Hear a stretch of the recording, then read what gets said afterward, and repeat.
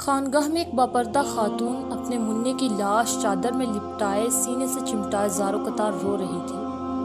اتنے میں ایک بچہ دوڑتا ہوا آتا ہے اور ہمدردانہ لہجے میں اس خاتون سے رونے کا سبب دریافت کرتا ہے۔ وہ روتے ہوئے کہتی ہے، بیٹا، میرا شوہر اپنے لخت جگر کے دیدار کی حسرت لیے دنیا سے رخصت ہو گیا ہے۔ یہ بچہ اس وقت پیٹ میں تھا اور اب یہی اپنے باپ کی نشانی اور میری زندگانی کا سرمایہ تھا۔ یہ بیمار ہو گیا، میں اسے اسی خانگاہ میں دم کروانے لا رہی تھی کہ راستے میں اس نے دم توڑ دیا ہے۔ میں پھر بھی بڑی امید لے کر یہاں حاضر ہو گئی کہ اس خانگاہ والے بزرگ کی ولایت کی ہر طرف دھوم ہے اور ان کی نگاہ کرم سے اب بھی بہت کچھ ہو سکتا ہے، مگر وہ مجھے صبر کی تلقین کر کے اندر تشریف لے جا چکے ہیں۔ یہ کہہ کر وہ خاتون پھر رونے لگی۔ بچے کا دل پگھل گیا اور اس کی رحمت بری زبان پر یہ الفاظ کھیلنے لگے، محترمہ، آپ کا منا مرا ہوا نہیں بلکہ زندہ ہے، دیکھو تو صحیح وہ حرکت کر رہا ہے۔ دکھیاری ماں نے بےتابی کے ساتھ اپنے منع کی لاش پر سے کپڑا اٹھا کر دیکھا تو سچ مچ زندہ تھا اور ہاتھ پیر ہلا کر کھیل رہا تھا۔ اتنے میں خانگاہ والے بزرگ اندر سے واپس تشریف لائے۔ بچے کو زندہ دیکھ کر ساری بات سمجھ گئے اور لاٹھی اٹھا کر یہ کہتے ہوئے بچے کی طرف لپکے کہ تو نے ابھی سے تقدیر خداوندی کے سربستہ راز کھولنے شروع کر دیے ہیں۔ بچہ وہاں سے بھاگ کھڑا ہوا اور وہ بزرگ اس کے پیچھے دوڑنے لگے۔ بچہ یکایک قبرستان کی طرف مڑا اور بلند آواز سے پکارنے لگا، اے قبر والوں، مجھے بچاؤ۔ تیزی سے لپکتے ہوئے بزرگ اچانک ٹھک ٹھک کر رک گئے کیونکہ قبرستان سے 300 مردے اٹھ کر اسی بچے کی ڈھال بن چکے تھے اور وہ بچہ دور کھڑا اپنا چاند سا چہرہ چمکاتا مسکرا رہا تھا۔ ان بزرگ نے بڑی حسرت کے ساتھ بچے کی طرف دیکھتے ہوئے کہا، بیٹا، ہم تیرے مرتبے کو نہیں پہنچ سکتے، اس لیے تیری مرضی کے آگے اپنا سر تسلیم خم کرتے ہیں۔ آپ جانتے ہیں کہ وہ بچہ کون تھا؟ اس مدنی منع کا نام عبد القادر تھا اور آگے چل کر وہ غوث الاعظم علیہ الرحمہ کے لقب سے مشہور ہوئے۔ ہمارے غوث الاعظم رحمۃ اللہ علیہ مادرزاد ولی تھے۔ آپ رحمۃ اللہ علیہ ابھی اپنی ماں کے پیٹ میں تھے اور ماں کو جب چھینک آتی اور اس پر جب وہ الحمدللہ کہتی تو آپ رحمۃ اللہ علیہ پیٹ ہی میں جواباً یرحمک اللہ کہتے۔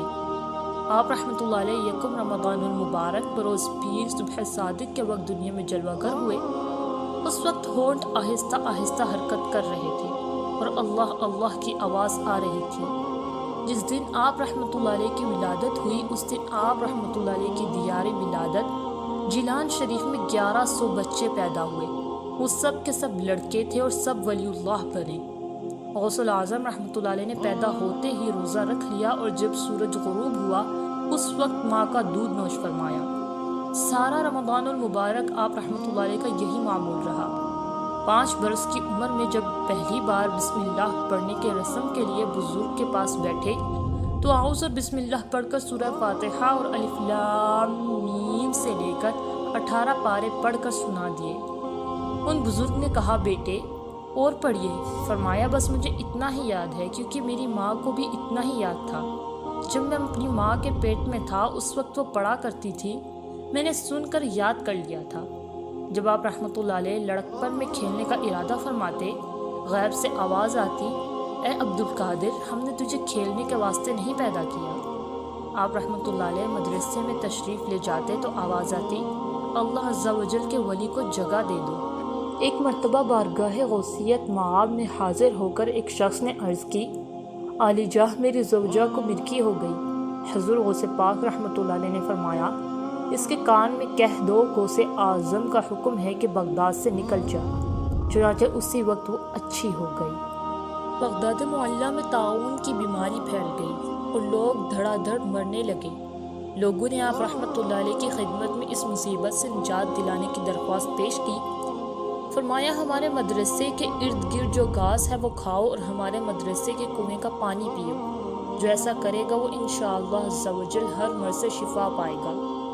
چنانچہ گھاس اور کنویں کے پانی سے شفا ملنی شروع ہو گئی، یہاں تک کہ بغداد شریف سے طاعون ایسا بھاگا کہ پھر کبھی پلٹ کر نہ آیا۔ طبقات کبریٰ میں غوث اعظم رحمۃ اللہ علیہ کا یہ ارشاد بھی نقل کیا گیا ہے۔ فرماتے ہیں، جس مسلمان کا میرے مدرسے سے گزر ہوا، قیامت کے روز اس کے عذاب میں تخفیف ہوگی۔ ایک بار سرکار بغداد رحمۃ اللہ علیہ دریا کی طرف تشریف لے گئے۔ وہاں ایک بڑھیا کو دیکھا جو زار و قطار رو رہی تھی۔ ایک مرید نے بارگاہ غوثیت میں عرض کی، یہ مرشدی ضعیفہ کا اکلوتا خبرو بیٹا تھا، بیچاری نے اس کی شادی رچائی، دلہا نکاح کر کے دلہن کو اسی دریا میں کشتی کے ذریعے اپنے گھر لا رہا تھا کہ کشتی الٹ گئی اور دلہا دلہن سمیت ساری بارات ڈوب گئی۔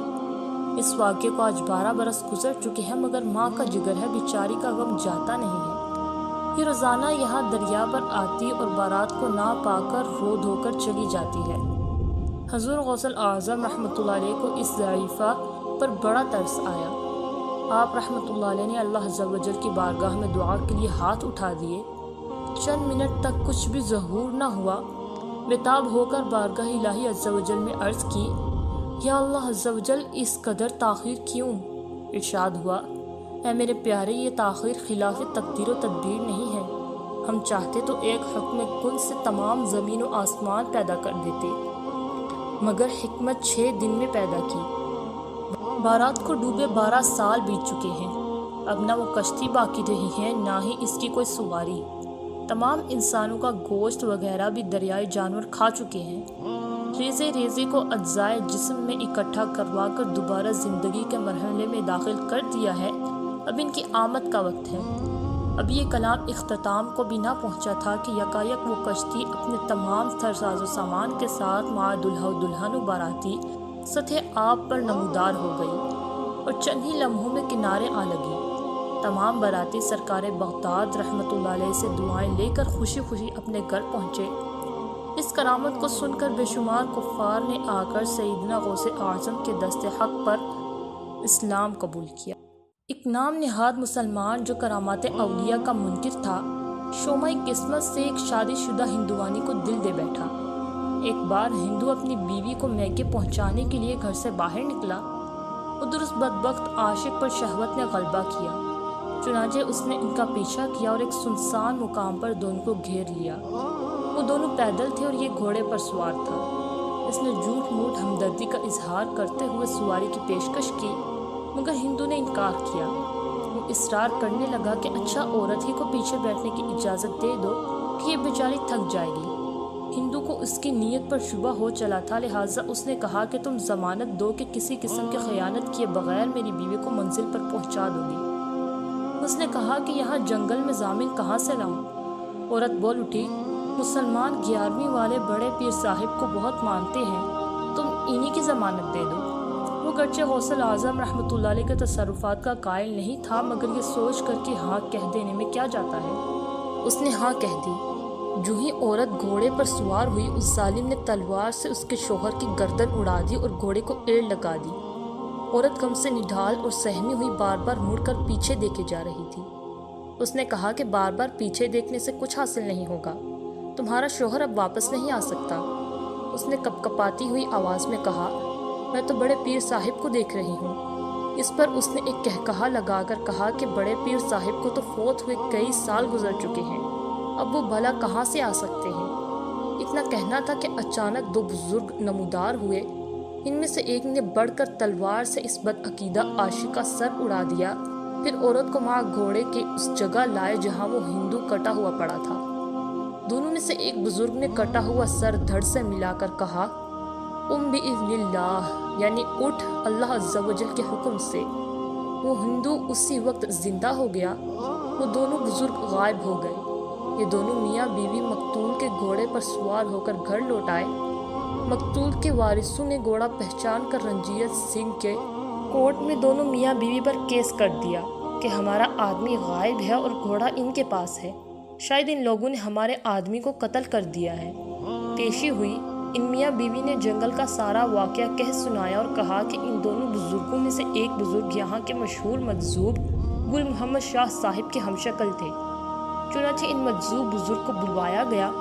وہ تشریف لے آئے اور انہوں نے آتے ہی اول تا آخر سارا واقعہ لفظ بلفظ بیان کر دیا۔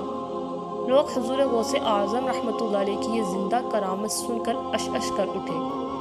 رنجیت سنگھ نے مقدمہ خارج کرتے ہوئے ان دونوں میاں بیوی کو انعام و کرام دے کر رخصت کیا۔ عذاب قبر سے رہائی۔ ایک غمگین نوجوان نے آ کر بارگاہ غوثیت میں فریاد کی، حضور میں نے اپنے والد مرحوم کو رات خواب میں دیکھا، وہ کہہ رہے تھے بیٹا میں عذاب قبر میں مبتلا ہوں تو سیدنا شیخ عبد القادر جیلانی کی بارگاہ میں حاضر ہو کر میرے لیے دعا کی درخواست کر۔ یہ سن کر سرکار بغداد حضور غوث اعظم رحمۃ اللہ علیہ نے استفسار فرمایا کہ تمہارے ابا جان میرے مدرسے سے کبھی گزرے ہیں؟ اس نے عرض کی جی ہاں۔ بس آپ رحمۃ اللہ علیہ خاموش ہو گئے۔ وہ نوجوان چلا گیا۔